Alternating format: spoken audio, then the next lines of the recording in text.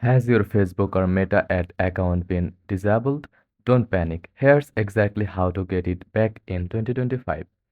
Now, my own ad account isn't disabled, but I have studied Meta's recovery process inside out. I will walk you through what works, what doesn't, and how to avoid making things worse.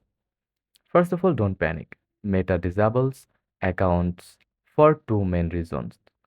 Genuine policy violations are mistakes by their automated system. In other words, sometimes it's not your fault.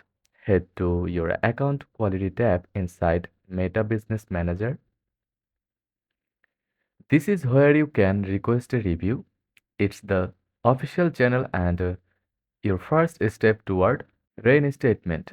When you submit your appeal, keep it polite and professional. A respectful tone can make a difference in how your request is handled.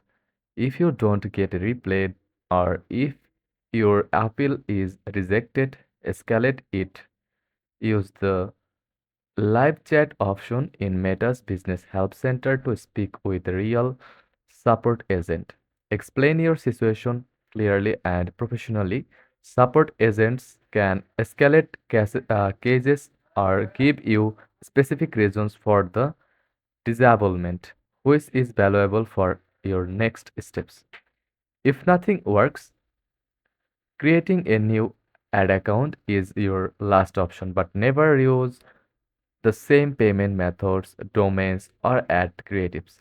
Doing so can trigger another immediate disablement. Wait a few days before trying.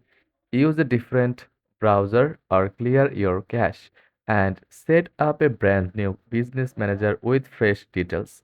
Follow these steps and you will maximize your chances of getting your Meta ad account back and keeping it safe for the future. So that's it.